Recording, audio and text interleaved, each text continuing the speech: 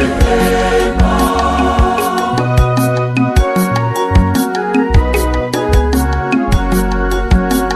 Anatukaribisha wote kwenye meza ya upatanisho, tena anatuagiza tusibaki katika dhambi.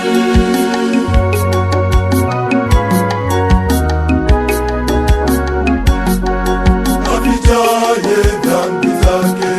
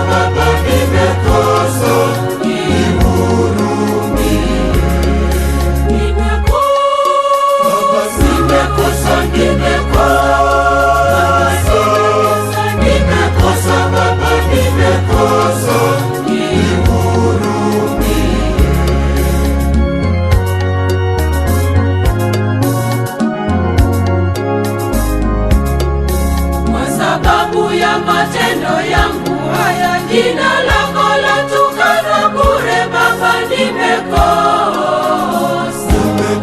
nihurumie.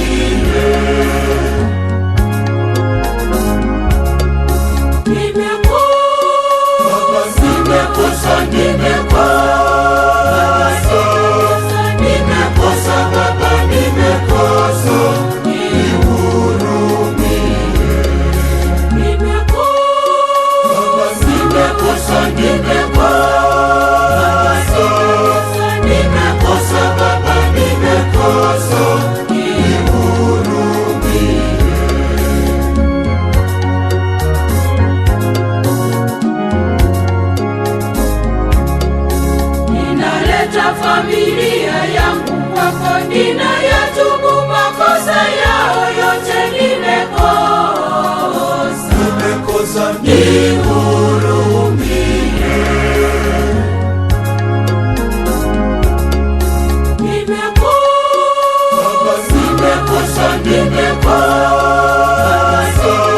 Nimekosa Baba, nimekosa, nihurumie.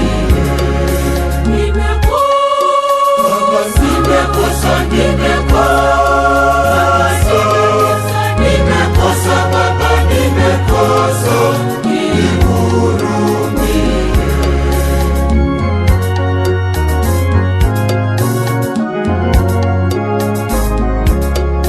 Ninalileta kanisa lote kwako, ninawaleta na viongozi wake. Nimekosa,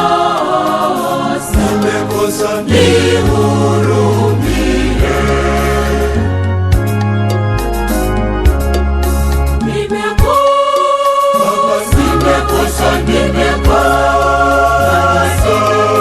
Nimekosa Baba, nimekosa, nihurumie.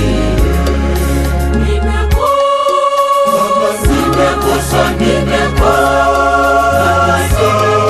nimekosa Baba, nimekosa, nihurumie.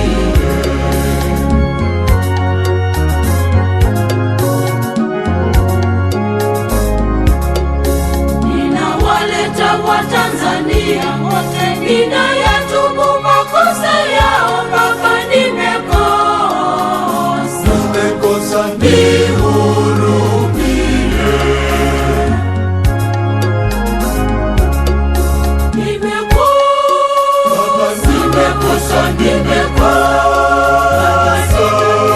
Nimekosa Baba, nimekosa, nihurumie. Nimekosa,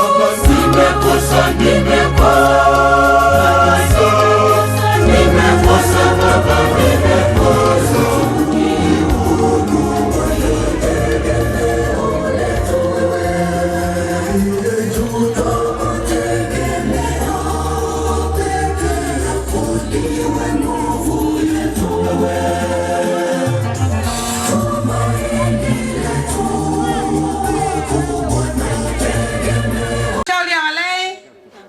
aliyeko hapa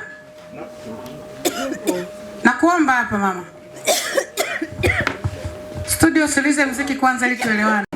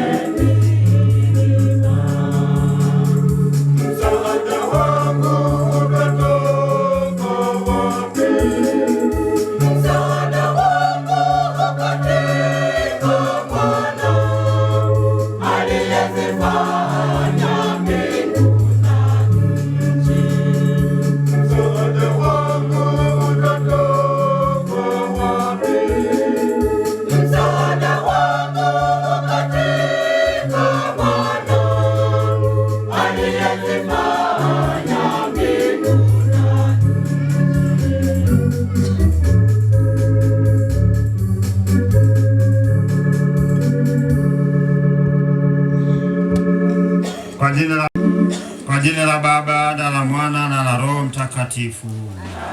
Bwana awe nanyi.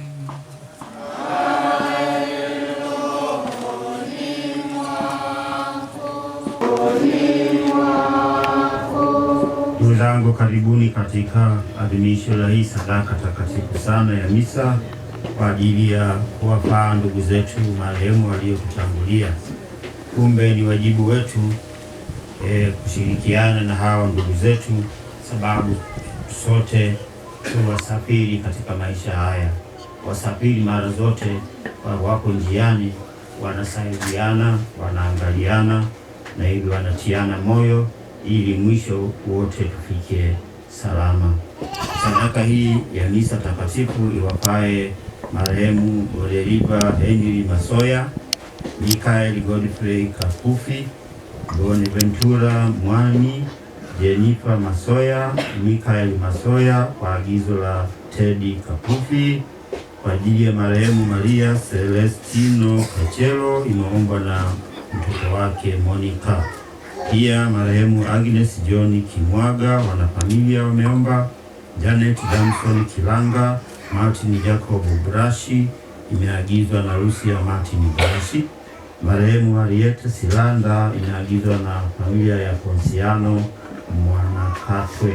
Lakini pia sadaka hii iwapae marehemu katika familia ya Magdalena Francisco Masimba ambaye pia ni marehemu, na marehemu wengine ni Francisco Masimba Mgawe, Cecilia Andrea Mtandu, Maria Francisco Masimba, Sebastiano Francisco Masimba, Erika Francisco Masimba, Michael Francisco Masimba, Jacobo Celestiani Masimba, Rosa Celestiani Masimba, Magdalena Yacobo Brashi, Lucia Sebastiani Masimba, Rafael John Rupia, Petro Besambili Machanike, Veronica Dioba Mwenda Kwao, Wazana John Rupia, Sanisu Santoni Masimba, Konsolata Machanike Kitundu, Faustina Machanike Kitundu, Sabrina Machanike Kitundu,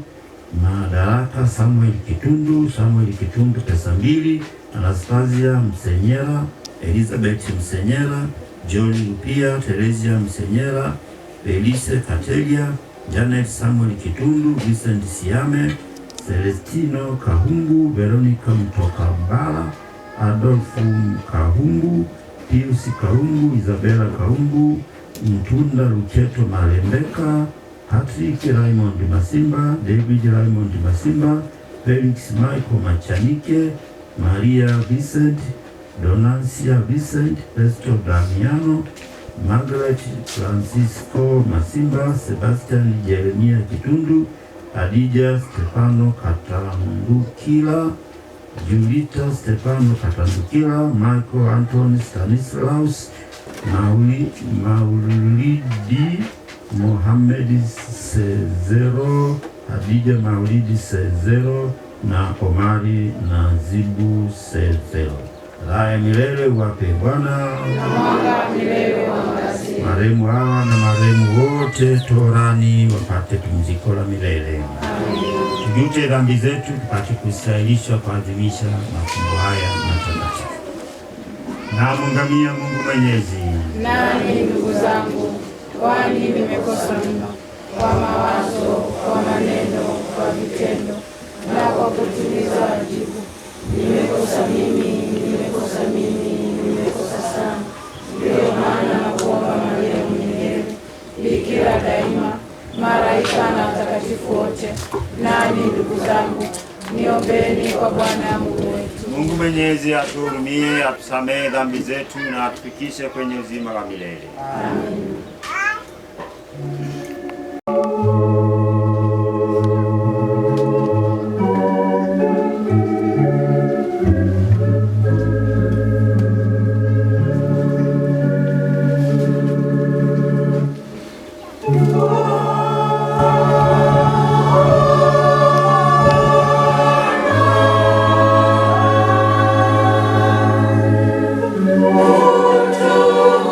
Utuhurumie.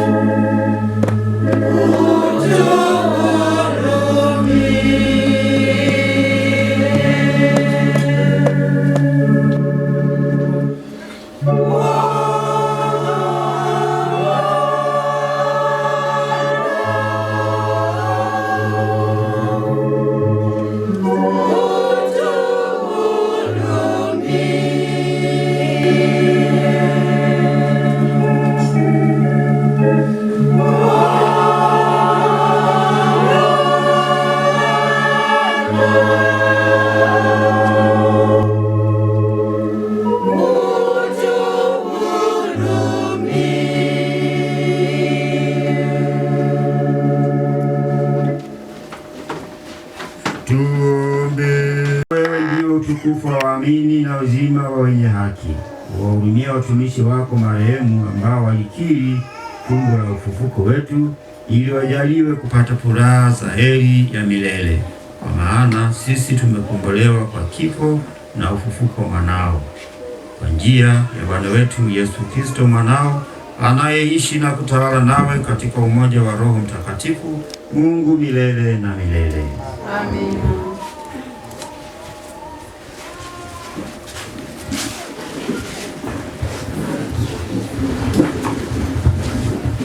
Somo katika kitabu cha hekima ya Sulemani ni Sulemani sura ya 3 aya ya 1 hadi aya ya 9.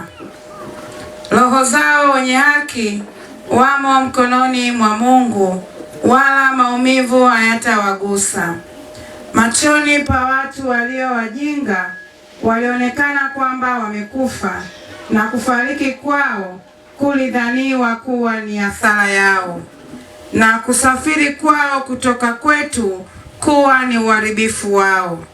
Bali wao wenyewe wamo katika amani, kwa sababu hata ikiwa waonavyo watu wanaadhibiwa, hata hivyo taraja lao limejaa kutokufa, na wakiisha kustahimili kurudiwa kidogo, watapokea wingi wa mema. Kwa kuwa Mungu amewajaribu na kuwaona kuwa wamemstahili. Kama dhahabu katika tanuru aliwajaribu, akawakubali mithili ya kafara. Wakati wa kujiliwa kwao watang'aa, na kama vimulimuli katika mabua makavu watametameta. Watahukumu mataifa na kuwatawala kabila za watu, naye Bwana atawamiliki milele na milele. Wenye kumtumaini watafahamu yaliyo kweli, na waaminifu watakaa naye katika upendo, mradi neema na rehema zina wateule wake. Neno la Bwana.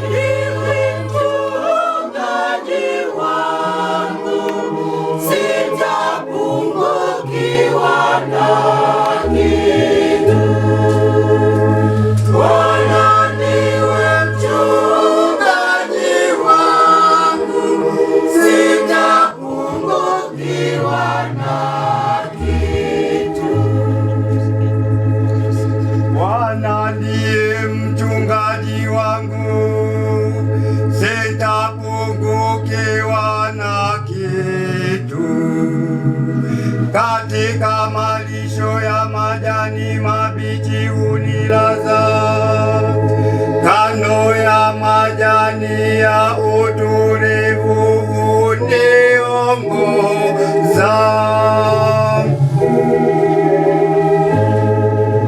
Bwana niwe mchungaji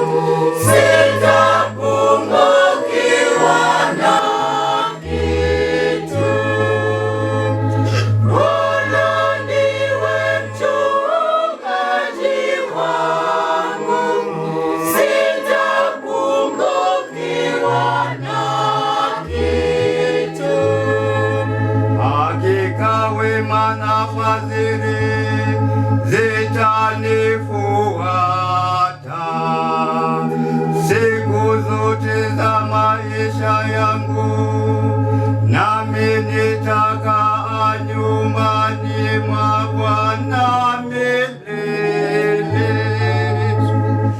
Bwana ndiwe mchungaji wangu, sitapungukiwa na kitu. Bwana ndiwe mchungaji wangu, sitapungukiwa na kitu.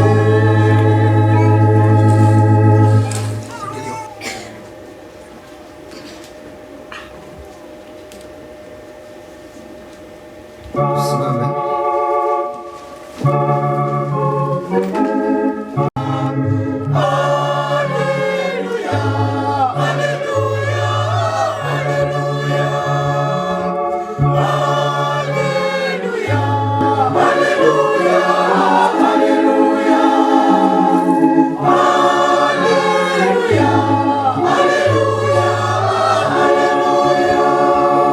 Njoni mliobarikiwa na Baba yangu, ulisi ufalme mliowekewa tayari tangu kuumbwa ulimwengu.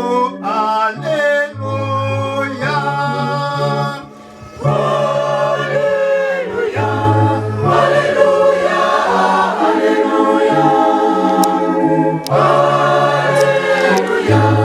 haleluya.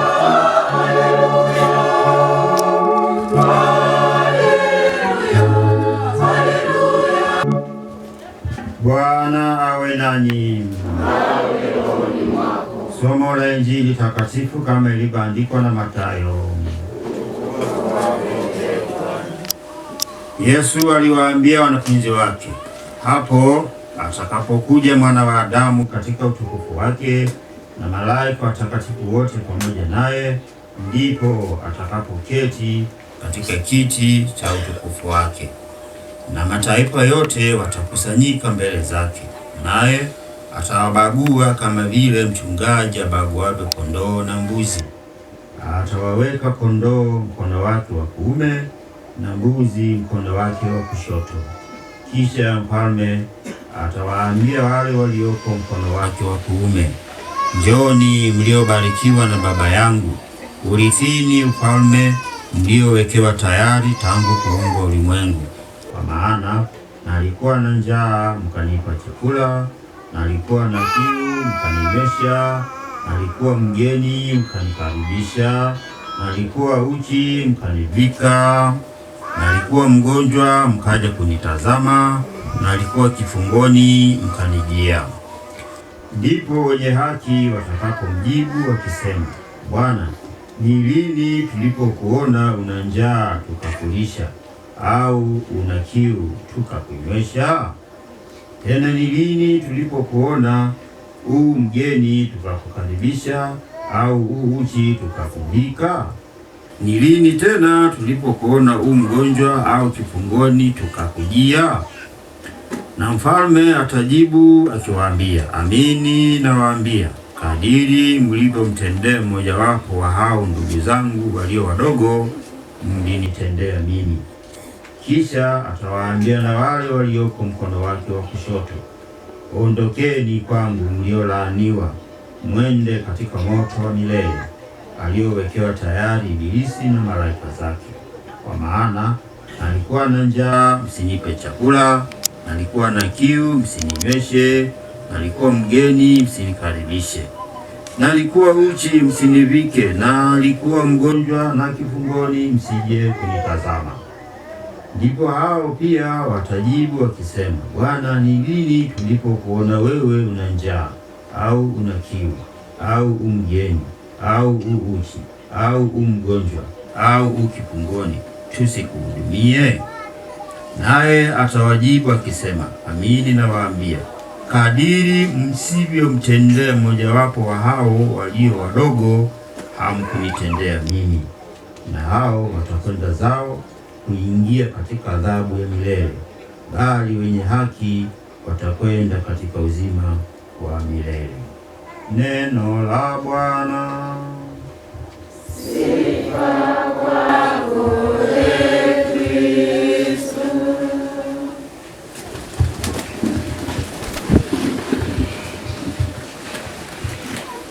Ndugu waamini mliofika katika adhimisho hili la misa kwa nia ya marehemu, wanaukoo, ndugu, majirani na marehemu wote, tunakumbushwa leo kwamba sisi waamini tulio bado wasafiri wa hapa duniani tunao ushirika, ujamaa, ukaribu, na kimsingi tunadaiwa na ndugu zetu waliotutangulia. Tunadaiwa nini?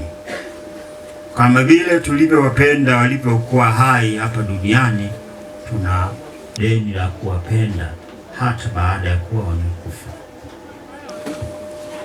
Hao ndugu, jamaa, wazazi, si watoto wetu, majirani na kadhalika, walikuwa wakiishi hapa duniani wakijishughulisha na mambo mengi, wakitusaidia, na wakati mwingine sisi tukiwasaidia.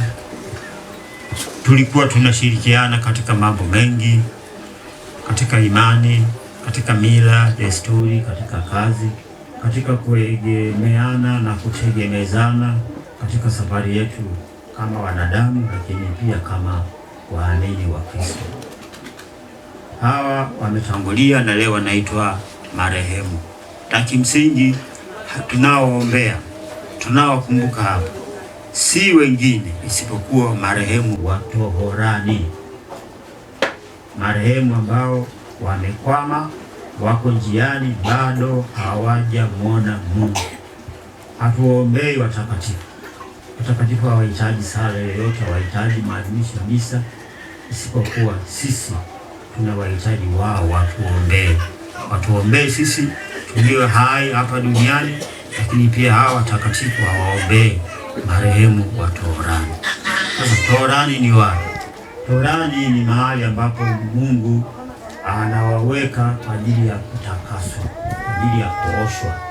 Ni kama wanatumikia adhabu kwa upungufu waliokuwa nao baada ya kumaliza maisha yao hapa duniani.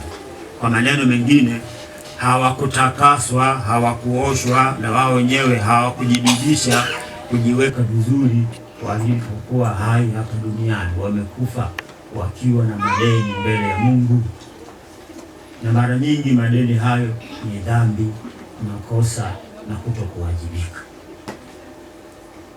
Hivi wamepungukiwa na utukufu ule wa kimungu, hawawezi kuingia mbinguni wakiwa katika hali hiyo ya kupungukiwa kwa sababu ya dhambi zao, kutokuwajibika kwao, makosa yao na mambo mengine yanayojulikana kama madoa ya dhambi. Mungu sababu ni mwema, ni mwenye huruma, amewapa muda watakasike. Muda gani? Ni siri ya Mungu, lakini mafundisho ya Kanisa Katoliki yanatuambia wanakaa kule kwa muda, wengine muda mrefu sana. Yawezekana sisi tuliopo hapa siku ile tulipozaliwa kuna watu waliingia toharani mpaka leo hawajatoka. Maki miaka 50, 60, 30, wengine mpaka miaka 100, 200 na ngapi, kadiri ya uzito wa yale ambayo yanapungua katika hali yake ya kiroho. Na sisi tunaowaombea hawa, tunawaombea msamaha. Kikanisa tunaita tunawaombea rehema, huruma ya Mwenyezi Mungu. Mungu awahurumie, awapunguzie muda wa kukaa huko toharani. Hebu unapungua kadiri siku zinavyoenda, lakini kama tunatoa sadaka kama hii ya kwetu, tunafanya na sadaka zingine, tunatoa hata mali zetu, muda wetu kwa nia ya marehemu, basi hawa wanapata rehema. Zile rehema zinawapunguzia adhabu yao ya kukaa huko toharani, na Mungu anawaondoa toharani na kuwapeleka mbinguni. Kwa hiyo katika mwendo wa binadamu tunasema huko toharani wao waliofariki wanatoka kule karibu kila wakati wote, anatoka fulani, anatoka fulani, anatoka fulani, wanaingia katika uzima. kadiri ya Mungu anavyoona inafaa amtoe nani kulingana na makosa yake na kulingana na huruma ya Mungu, lakini pia kulingana na sisi ndio hai duniani tunavyomwomba Mungu awasamehe. Kwa sala zetu hizi zina nafasi kubwa mbele ya Mungu, lakini pia mbele ya hao marehemu walioondoka duniani. Na tuliwaahidi hao ndugu zetu kwamba tuombeane, tutakiane safari njema na nini. Sasa muda wa kuombea kutimiza ahadi tulizowaahidi hao ndugu zetu wakati huu tukiwa hai. Na sisi tukifa na hatujatimiza hilo lengo, tutakuwa tena bado na deni, kwamba wewe ulipokuwa hai duniani ulitoa ahadi ya kuombea wazazi wako, ndugu zako, wadogo zako, watoto wako, ukutimiza, na wewe ingia toharani ukatumikia nao. Kwa hiyo leo tumekusanyika hapa kujaribu kumpendeza Mungu, usiye na sisi tukakaa toharani miaka mingi kwa kutimiza wajibu wa kuombea ndugu zetu marehemu. Wakati walitulea, walitutunza, walitusaidia, na wakati mwingine walituombea sisi walipokuwa duniani ili tufanikiwe, ili mambo yetu yaende vizuri. Sisi wengine tumewasahau, hatulipi fadhila tulizozipokea. Basi ni nafasi kama hii ya leo, kila mmoja awe na nia ya dhati. Toa sadaka yako, sali, imba, baki hapa mpaka muda utakaporuhusu kwa nia ya marehemu, ndugu, jamaa, marafiki, lakini pia marehemu wote walioko toharani tunaowajua na hata tusiowajua. Tukifanya hivyo, sisi tunajitengenezea pia mazingira, na sisi siku moja tutaingia toharani, kwamba na sisi tutoke kule. Kwa haya tunayoyafanya hapa leo yana nafasi mbele ya Mungu. Tukumbuke hawa marehemu na sisi ni washirika, tunasaidiana, tunaombeana. Kasoro ni moja tu, marehemu hawawezi kujiombea wenyewe, wanasubiri, wanangoja tu huruma ya watu walio hai duniani na wale watakatifu wa mbinguni, na kungoja huruma ya Mungu. Tumwombe Mungu huruma hiyo iwafikie hawa walioko huko, kama sehemu ya wajibu wetu, kama sehemu ya shukrani yetu kwao, na kama sehemu ya wajibu wetu kama Wakristo. Sisi tunao wajibu wa kuombea marehemu wa toharani, ni wajibu wa kila mtu. Kama wewe unajiona huna ndugu aliyekufa, lakini unao ndugu wa Kikristo, kwa mujibu wa ubatizo na wajibu wa utumishi wako kama mtoto wa Mungu, mwana wa Mungu, unao wajibu wa kumpendeza Mungu kwa sala, sadaka na matoleo kwa ajili ya waamini marehemu. Kwa sababu kama hawa binadamu walioko toharani bado ni marafiki wa Mungu, sisi tukiwaombea, manake tunatengeneza, tunaboresha urafiki wetu pia na Mungu.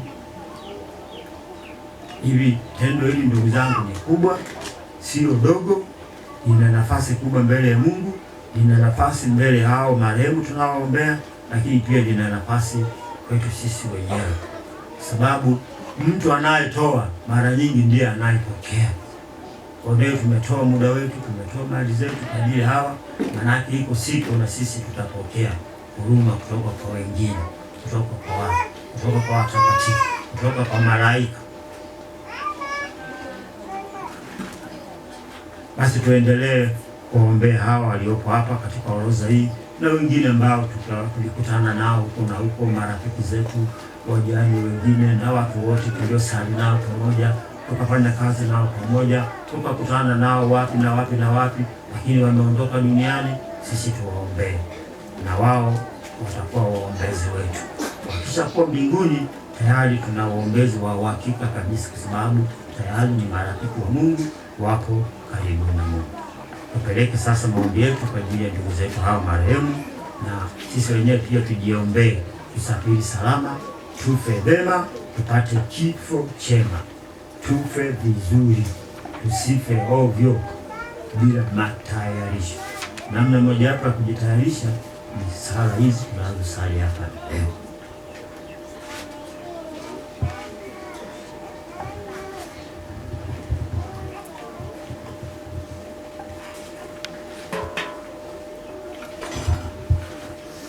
Ndugu, tunasimama mbele ya makaburi ambayo tunayo katika maisha yetu kwa ajili ya watumishi waliolala huko.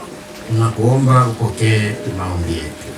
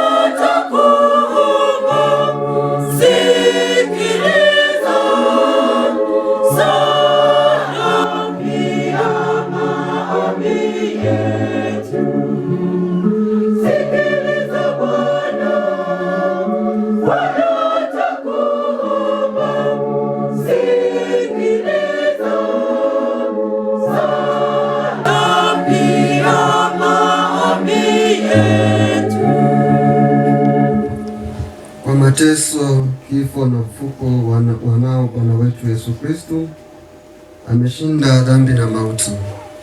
Kwa mastahili yake tunakuomba uwasamehe ndugu zetu hawa ambao tunawaombea leo makosa yao, uwatakase na kuwapokea katika utukufu wako.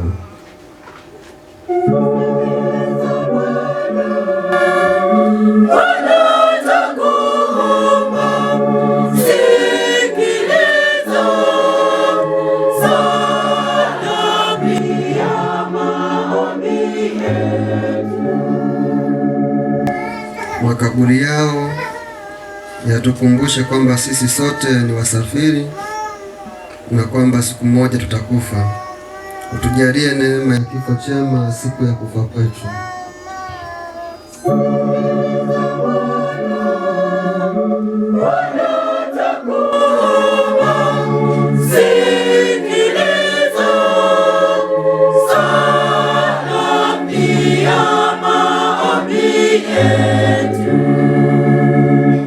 Makaburi ya ndugu zetu utukumbusha kwamba tutaacha yote siku ya kufa kwetu na kurudi udongoni tulikotoka.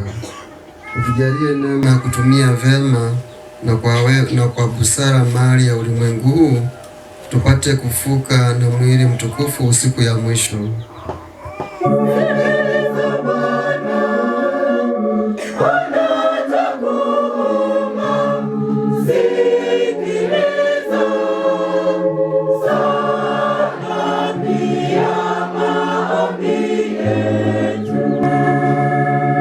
Kifo cha ndugu zetu kitukumbushe tena leo kwamba dunia hii ni mti mkavu. Utujalie neema ya kutegemea wewe tu katika maisha yetu, wewe uliye Muumba na kipeo chetu.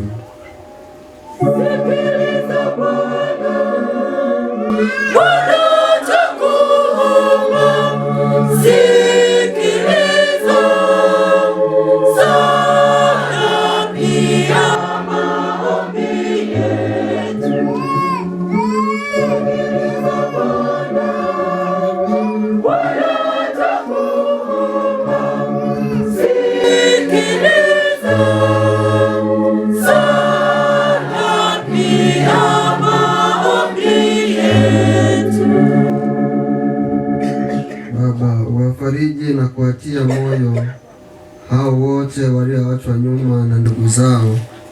Uwajalie kudumu imara katika imani na matumaini ya kuona naye tena katika utukufu wako.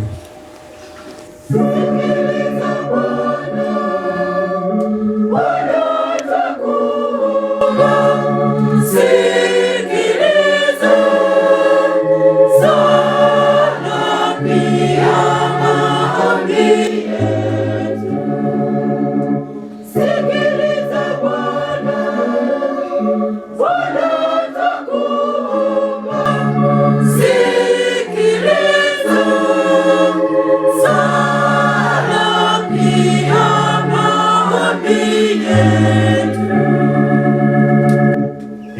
Bwana, wajalie hawa marehemu tunaowakumbuka leo huruma yako, wasipate adhabu kwa sababu ya matendo yao, maana wao walijitahidi kutimiza mapenzi yako. Waunganishe katika jumuiya ya malaika na watakatifu kwa ajili ya Kristo Bwana wetu.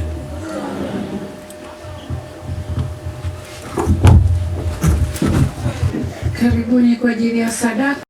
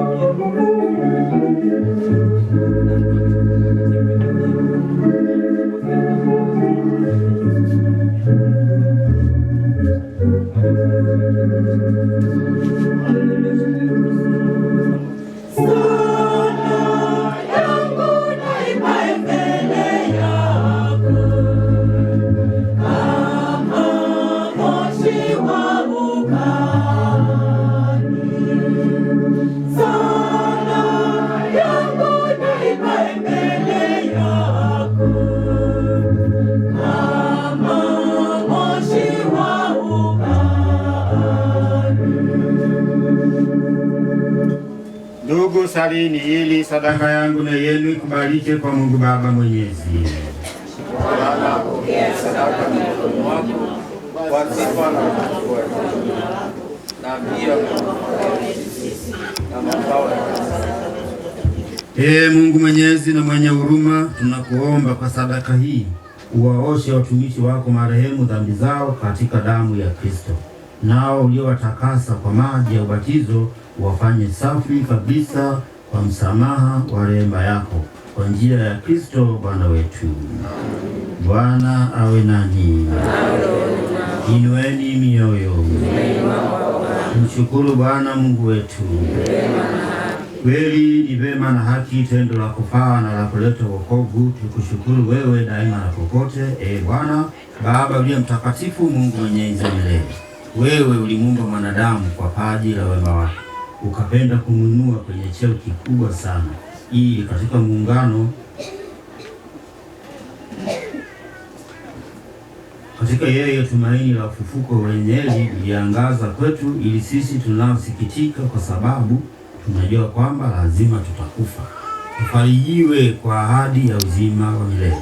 Maana uzima wa waamini wako Bwana hauondolewi, ila unageuzwa tu, na hao wanaopata makao ya milele mbinguni yakishabomolewa makao ya hapa duniani. Kwa sababu hiyo sisi pamoja na malaika wakuu, pamoja na viti vya enzi na milki, na pamoja na majeshi yote ya malaika wa mbinguni tunaimba utenzi wa utukufu wako, tukisema bila mwisho: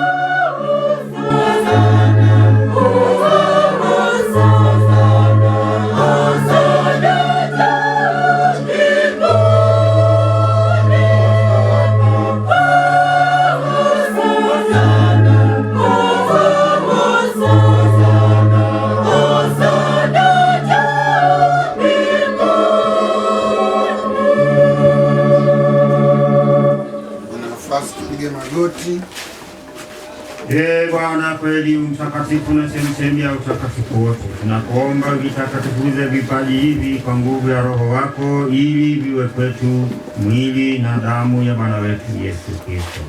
Yeye alipotolewa na kuingia kwa hiari katika mateso yake, alitwaa mkate, akashukuru, akaumega na akawapa wafuasi wake akisema, twaeni mle nyote, huu ndio mwili wangu utakaotolewa kwa ajili yenu.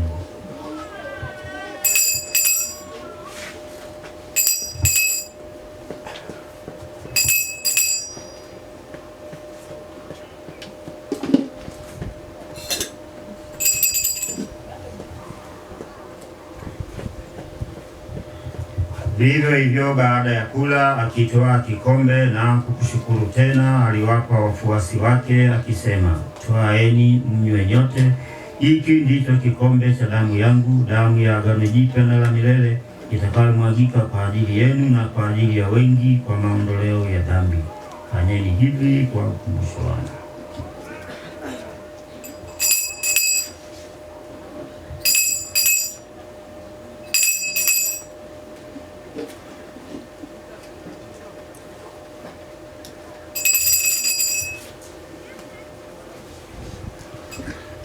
Fumbo la imani. Ee Bwana, tunatangaza kifo chako na kutukuza ufufuko wako mpaka utakapokuja.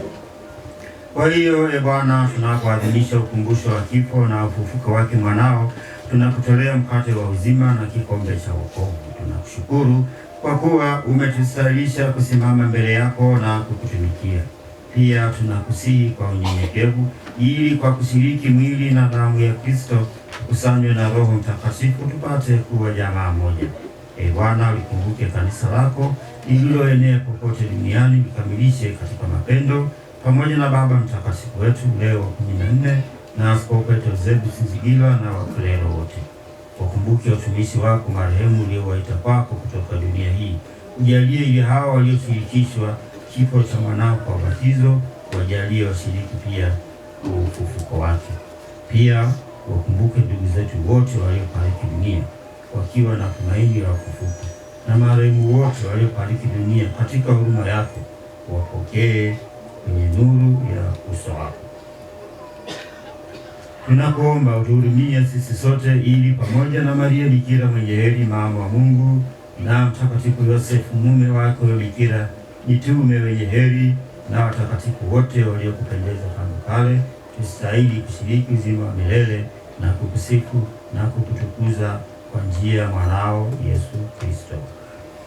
Kwa njia yake na pamoja naye na ndani yake, wewe Mungu Baba Mwenyezi, katika umoja wa Roho Mtakatifu, napata heshima yote na utukufu milele na milele. Kwa kulitia agizo la Mwokozi wetu na tukifuata mafundisho yake ya kimungu, tunathubutu kusema: Baba yetu uliye mbinguni, jina lako litukuzwe, ufalme wako ufike, utakalo lifanyike duniani kama mbinguni. Utupe mkate wetu wa kila siku, utusamehe makosa yetu kama tunavyowasamehe na sisi waliokosea, usitie katika kishawishi, lakini utuokoe na maovu. Ee Bwana, tunakuomba utuopoe katika maovu yote, tujalie kwa wema amani maishani mwetu, kusudi kwa msaada wa huruma yako tuopolewe daima na dhambi, wala tusifadhaishwe na jambo lolote, tunapotazamia tumaini lenye heri na ujio wa Mwokozi wetu Yesu Kristo.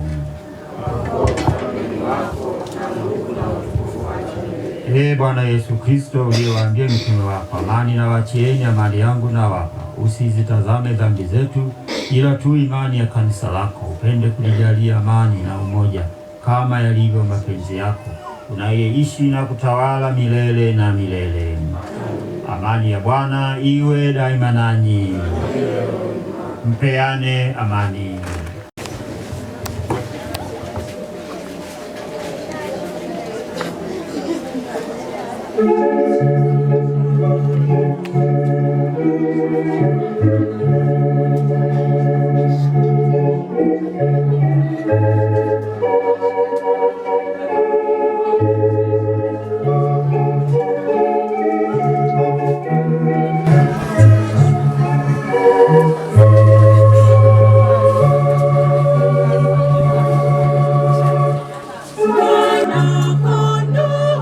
Mwana-Kondoo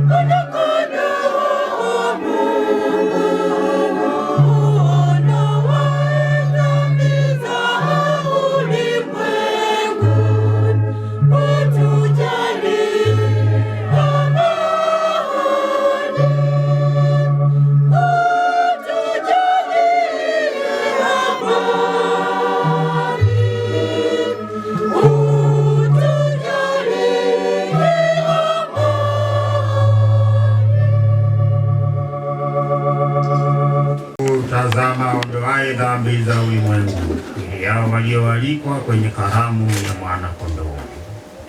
Ee Bwana, Israeli rejea kwangu, lakini sema neno tu, na roho yangu itapona.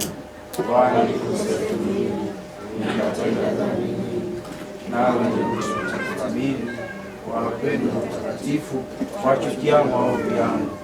Una enzi kuu, waweza kufuta dhambi zangu kabisa, basi nazichukia nami.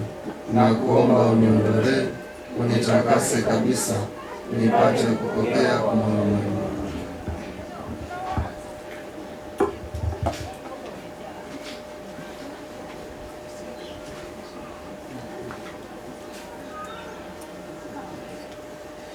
Tukae.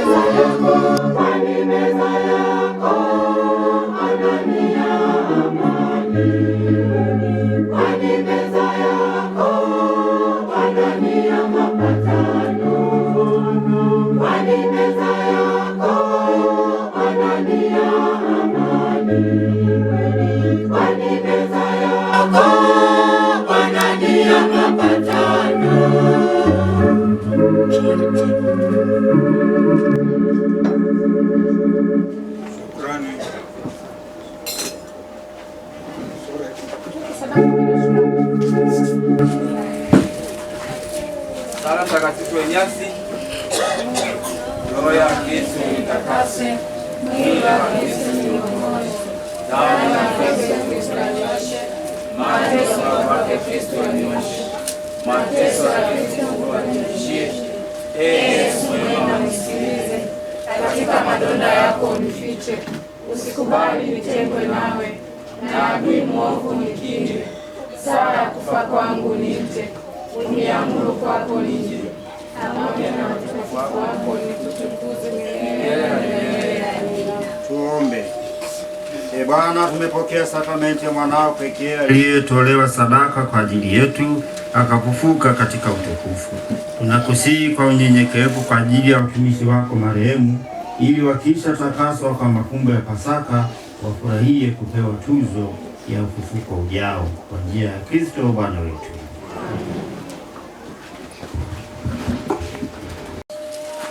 Karibuni waamini wenzangu kwa ajili ya shukrani. Karibuni pia kwaya kwa ajili ya wimbo.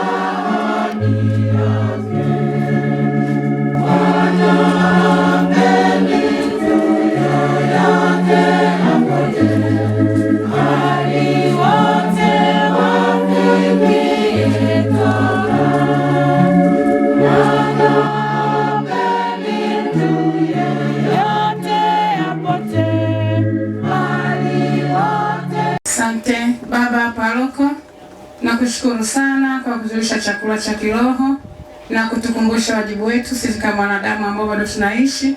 Binafsi niseme asante sana, na nimebarikiwa sana kwa chakula ambacho nimekipata mchana wa leo.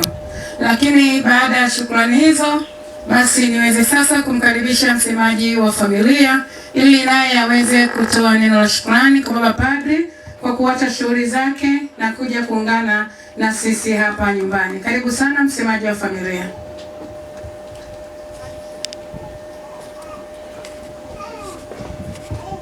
Karibu. Tumsifu Yesu Kristo. Kristo, tusimame imara katika imani. Na shukuru sana ndugu waombolezaji wenzangu. Pia napenda kukushukuru Baba Paroko kwa ukarimu na ukaribu wako katika familia hii. Mwenyezi Mungu akubariki na kulinde sana siku hadi siku, tuendelee kutumaini katika maisha yetu. Baada ya kusema hayo machache, nasema hivi: ndugu zangu, sisi ni wasafiri hapa duniani, hatujui siku wala saa. Tuendelee kuomba na tukiishi katika matendo ya kumpendeza Mwenyezi Mungu, ili pale tutakapokuwa tumeitwa tuitike vyema. Baada ya kusema hayo machache, sitakuwa na mengi sana ya kusema. Mungu utubariki na utujalie heri na baraka katika maisha yetu, ili tuendelee kumtumikia Mwenyezi Mungu. Baada ya kusema, nasema Baba Paroko, asante sana. Karibu katika familia hii na tuko pamoja na wewe. Mungu akubariki sana. Katika shukrani zetu, kiasi kidogo tulichojitoa na kujipapasa, tunatoa kama shukrani mbele yako na mbele ya Mwenyezi Mungu. Naomba Baba upokee kitu kidogo. Asante sana Baba. Shukrani. Bado kuna kidogo tutoka tumekiandaa kama kinywaji ambacho ni kiburudisho cha roho tunapoishi katika mazingira hapa duniani. Baba, naomba upokee kilicho kidogo. Asante sana.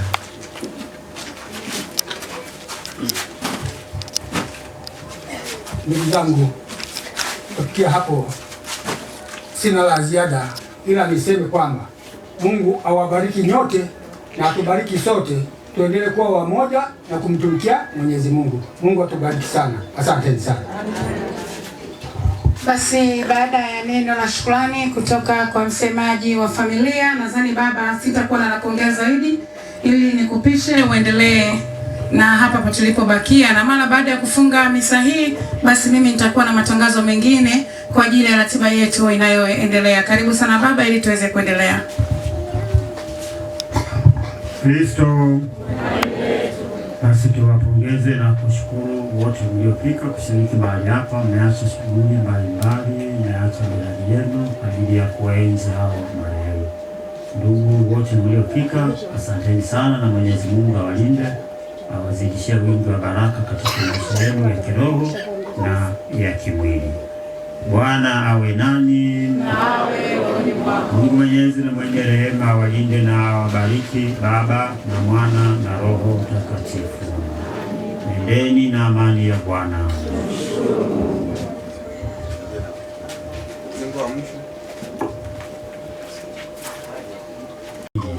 Chemchemi na usii wazima wote wa mwili na roho, tunakuomba uyabariki maji haya ambayo kwa imani tunatumia tukiomba msamaha wa dhambi zetu, na kwa ajili ya kutupatia ulinzi wa neema yako dhidi ya magonjwa na mitego ya adui.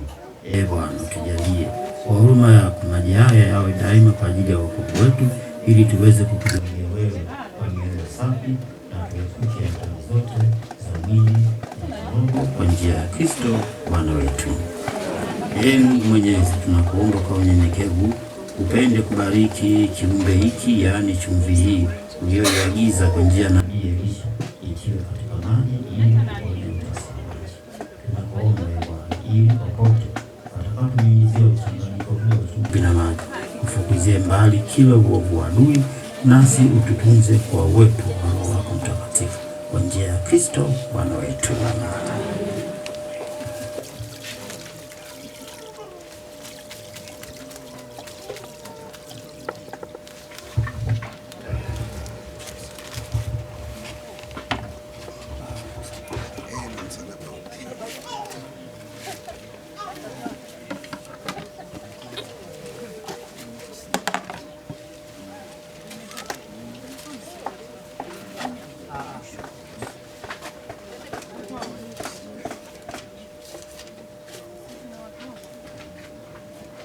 Msaada wetu kwa jina la Bwana.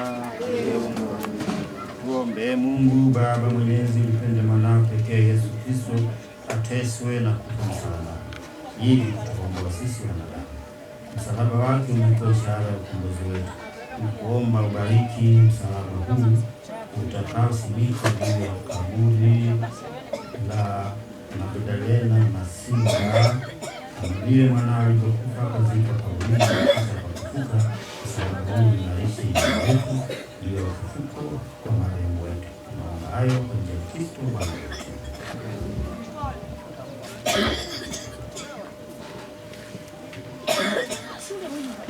Jina la Baba na la Mwana na la Roho Mtakatifu. Ee Mungu, ushushe baraka yako mahali hapa, ushushe baraka katika chakula hiki, wabariki wote tutakaotumia chakula hiki, ili wapate rehema na msamaha kwa dhambi zao, na wazidishiwe upendo ndugu kwa ndugu, na kuwapenda pia marehemu. Na baraka yake Mungu Mwenyezi, ya Baba na ya Mwana na ya Roho Mtakatifu ishuke katika chakula hiki na wote watakaokitumia chakula hiki. Amina. Jina la Baba na Mwana na Roho Mtakatifu. Amina. Basi naomba nitoe utaratibu wa chakula namna tunapoenda kushiriki.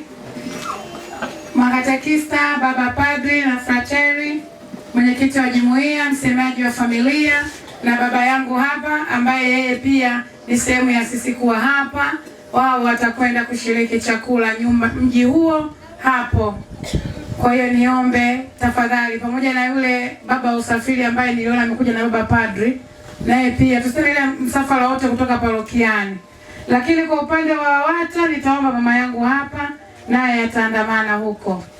Kwa hiyo mara baada ya baba kumaliza kuvua mavazi yake ya misa, basi tutaelekea nyumba hiyo kwa ajili ya chakula cha pamoja. Lakini sisi wengine wote nitaomba tubaki kwenye viti vyetu hapa hapa, tutapata huduma ukiwa hapo. Lakini mwenyeji wetu katika chakula hiki cha mchana ni mwenyekiti wa jumuiya kwa niaba ya wanajumuiya wote. Kwa hiyo nitaomba mwenyekiti utaongoza msafara huo kuelekea ule mji pale ambako ndiko chakula kimeandaliwa. Tumsifu Yesu Kristo.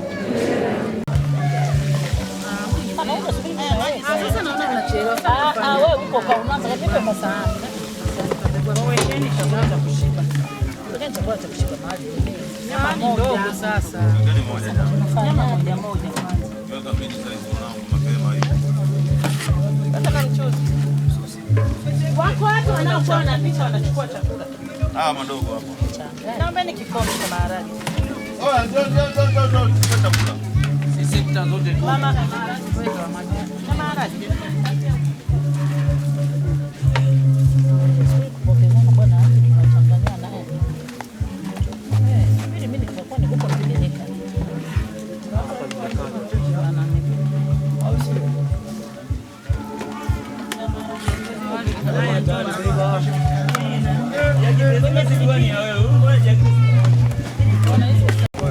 Sinatembea kule kama niko shiko la hivi kijazi unaanza kwenda nalo kule.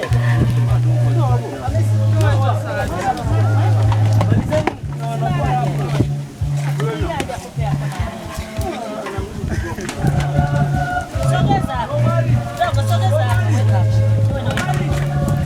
Naomba kijibu. Naomba kijibu cha chakula.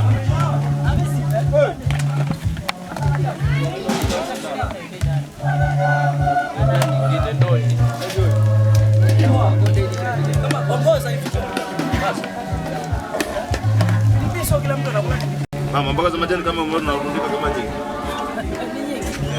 Hazitaisha mapema. Naomba tuombe mama. Sio watu usiweke vingi.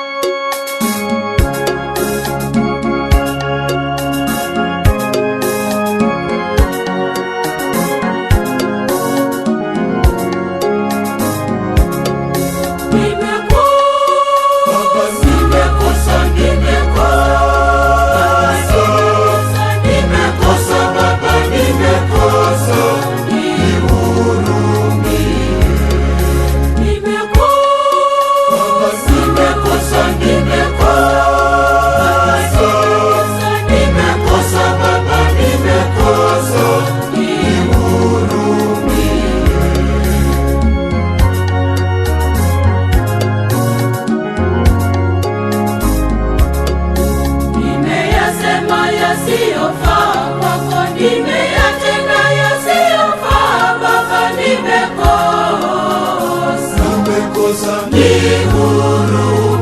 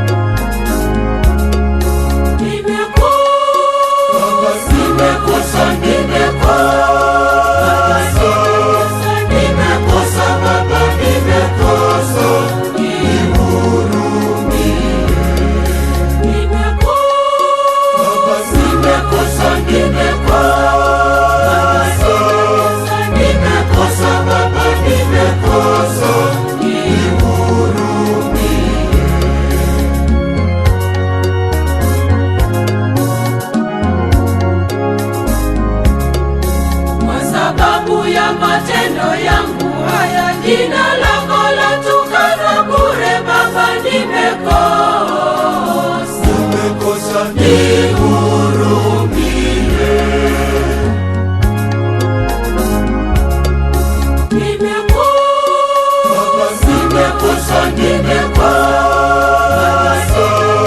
Nimekosa Baba, nimekosa,